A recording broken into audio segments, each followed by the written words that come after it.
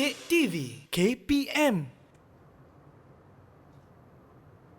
Baiklah, bertemu kembali kita dalam Didik TV KPM. Tentunya kita sedang belajar mengenai mata pelajaran geografi untuk tingkatan 3, di mana sekarang Irfan masih bersama dengan Cikgu Teknologis Muhammad Zaki. Ya, Irfan. Jadi Cikgu, untuk segmen yang kali ini, apa pula yang kita akan pelajari sama-sama?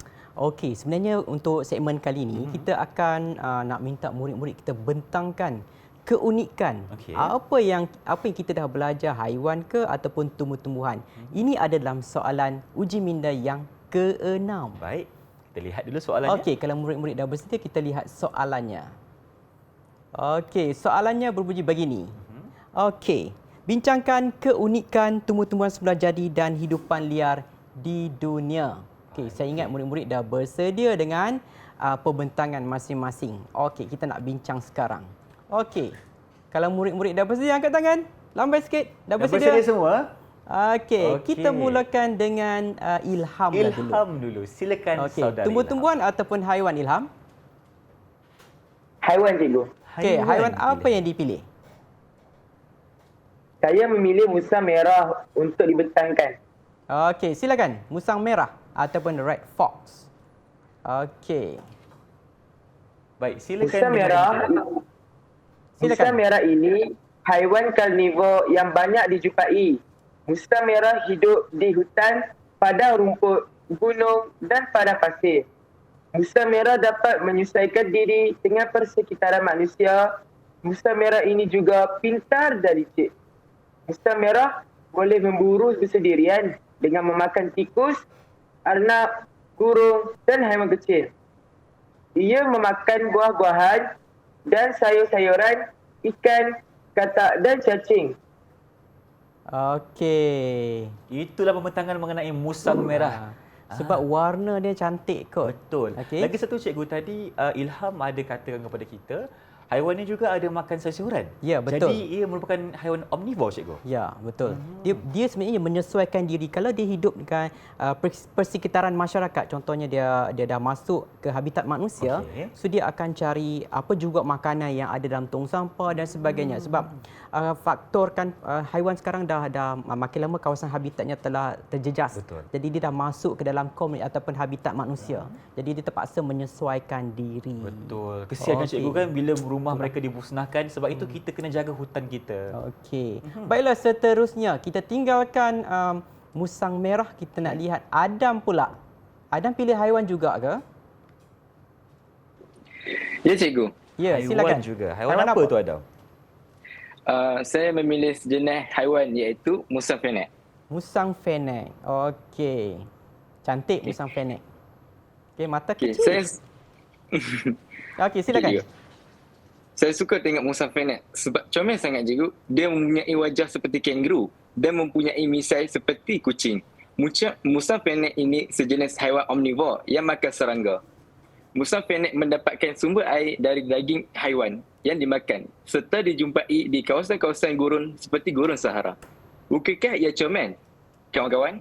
Okey, comel. Comel, takkan tak comel. Sebab tadi Adam ada cakap, muka kanguru, misai kucing. Misai kucing. Okey, sebenarnya kecil je. Sebenarnya haiwan ni kecil je. Musang fenek kecil je, cikgu? Kebanyakan di kawasan gurun. Jadi dia banyak tinggal di kawasan lubang-lubang. Okey. Nampak putih kan? Kalau musang fenek ni dia haiwan pemburu juga ke atau macam mana, cikgu? Dia makan apa? Dia makan sayur-sayuran, makan semut-semut kecil yang lebih kecil daripada musang fenek lah. Okey. Masih Cantik. musang lagi. Seterusnya, Nurin. Sila bentangkan. Haiwan atau tumbuh-tumbuhan? Tumbuh-tumbuhan, cikgu. Okey, silakan. tumbuh-tumbuhan pula, silakan. Okey, silakan. Saya memilih Pokok apa? pokok pine. Pokok pine. Okey. Saya memilih pokok pine untuk dibentangkan. Saya suka melancong di kawasan tanah tinggi. Saya lihat pokok pine sangat cantik seolah-olah berada di luar negara. Pokok pine berbentuk kon. Pokok pine juga menjadi pokok hiasan semasa menyambut hari Christmas. Pokok pine boleh dibuat sebagai perabot, kertas, bahan perubatan serta makanan. Pokok pine ditanam sebagai pokok hiasan. Kawan-kawan juga boleh melihat pokok pine di Bukit Fraser. Jom ke Bukit Fraser. Okey. Jom kita Nurin. jom kita ke Bukit Fraser katanya. Dia suka tengok pokok pine, cikgu. Ya. Sebab tadi kalau Ifan tengok perkongsian oleh Nurin tadi ada banyak manfaat. Betul? Bukan sahaja boleh buat perabot, boleh buat ubat-ubatan juga, Ya, betul. kertas, banyak lagi. Sebenarnya kalau kita lihat pokok pine ni dia dah dibawa masuk ke Malaysia. Baik. Ditanam di kawasan tanah-tanah tinggi lah. Contohnya di Cameron Highland, di Bukit Fraser. Kalau Irfan pergi ke Bukit Fraser, Irfan boleh lihat pokok pine ni. Okey, sebenarnya pokok pine ni kita boleh seperti yang saya terangkan tadi, pokok pine ni ada jenis express tu, dia ditanam di kawasan pantai semua untuk mengelakkan dan mengurangkan kekuatan ombak dan Baik. sebagainya. Biasanya kalau pokok pine ni kita biasanya sesuai untuk berkemah di bawah dia sebab dia tak banyak daun-daun. Betul. Kemudian tak banyak pokok-pokok yang tumbuh di bawah dia. Maksudnya di kawasan lantai hutan pokok pine ni tak banyak. Contohnya kalau dalam filem-filem Inggeris, biasanya kita nampak pada musim panas kan, kebanyakan kalau musim panas tu mereka akan berkemah. Okey, tapi waktu malam nampak cerah, betul? Betul. Sebabnya Daunnya jarang. daunnya jarang, kemudian cahaya bulan tadi dapat menerangi kawasan tersebut. Baik. Okey, cantik kan? Cantik, cikgu. Okey. Nanti kita berkemah sama-sama Okey, kalau kita berkemah di kawasan hutan hujan tropika kita, apa berlaku pada waktu malam? Pada waktu malam kawasannya akan jadi gelap lah, cikgu. Ya, betul. Sebab daunnya tebal-tebal. Sebenarnya Irfan kalau pukul 6 petang pun kalau Irfan berada dalam hutan, suka hiking masuk dalam Suka? hutan? Okey, kalau pukul 6 dah gelap. Dah gelap Sebenarnya sebab ni kawasan hutan di negara kita ni adalah hutan yang sangat tebal. Betul. Itu bezanya hutan hujan tropika dengan hutan konifer yang dijelaskan oleh Nurin tadi. Okey, yang terakhir, Rabiatul. Silakan Rabiatul. Silakan Rabiatul Adawi. Ya, cikgu. Ya, silakan. Saya memilih pokok maple untuk dibentangkan. Okey. Saya memilih pokok maple kerana tertarik dengan pokok maple sebab ia berwarna merah. Pokok maple ni boleh didapati di kawasan hutan daun lurus sederhana. Pokok maple juga suka gugurkan daun serta mempunyai pelbagai warna yang cantik. Bunga maple selalunya berwarna hijau, kuning, jingga ataupun merah. Bunga-bunga yang menjadi sumber debunga dan nektar yang awal bagi lebah pada musim bunga. Kayu maple pula digunakan sebagai pulpa iaitu bahan mentah dalam pembuatan kertas serta boleh dibuat banyak alatan muzik. Menarik kan pokok maple? Menarik. Menarik, Rabiatul. mesti menarik. Rabiatul nak pergi ke negara mana lepas ni? Nak tengok pokok maple ni kat mana? Jepun? Saya tak pasti. Korea? tu. Suka tengok cerita Korea?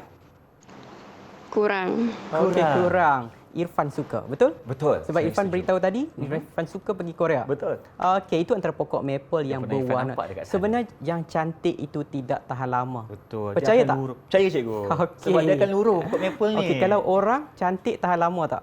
Tidak juga di mamah usia. Di mamah usia. Begitu juga pokok maple sebenarnya. Sebab pokok maple ni berada di kawasan 4 musim. Jadi Baik. bila 4 musim, dia terdedah kepada perubahan suhu yang berbeza. Perubahan dari segi perlu dikatakan bila suhu yang ekstrim, ekstrim panas, contohnya musim panas. Jadi dia akan berpindah kepada musim luruh, dia akan gugurkan daunnya sebab perubahan yang ekstrim. Sebab itulah kita katakan bahawa pokok-pokok di kawasan daun luruh sederhana ini dia akan gugurkan daun dia. Betul. Okey, tapi dia sebenarnya cantik. Walaupun dia gugur tetap cantik. Tetap cantik. Okey. Baik, cikgu, terima kasih. Dan sekarang ni apabila kita dah mendapatkan jawapan daripada murid-murid cikgu yang cukup-cukup cemerlang tadi, berapa ganjaran untuk mereka semua? Okey, ini soalan yang ke-6, uji minda yang ke-6. Ya, betul. Saya berikan 6 bintang. 6 bintang ke semuanya. Okey. Baik, berikan tepukan dulu. Inilah orang kata apa habuan kepada mereka yang cemerlang tadi. Okey. Dan sekarang ni kita boleh dapatkan satu rumusan daripada murid cikgu. Boleh? Okey, silakan. Siapa yang nak buat rumusan untuk kita hari ini? Apa yang kita dah belajar? Rangkumkan cikgu. untuk Anis. Siapa nak cuba? Rabiatul atau Saya. Nurin? Nurin. Okey, Nurin. Silakan okey. Nurin. Yang ajak pergi Saya Bukit Fraser dapat tadi tu. mengetahui pelbagai jenis tumbuhan semula jadi dan hidupan liar di dunia. Hal ini memberi saya lebih menghargai alam sekitar dan betapa pentingnya tumbuhan dan hidupan liar dalam ekosistem bumi. Okey. Wow. Hebat Nurin. Yang penting kita kena hargai hutan-hutan itu. Okey, betul. Ha. Tapi Nurin ni, Ya, saya. dia ajak kita pergi ke dalam negara kita aja. Betul, dia ajak pergi Bukit Fraser katanya. Itulah sebenarnya kata pepatah hujan batu di negeri orang. Betul lah, hujan panas di negeri orang ke hujan batu?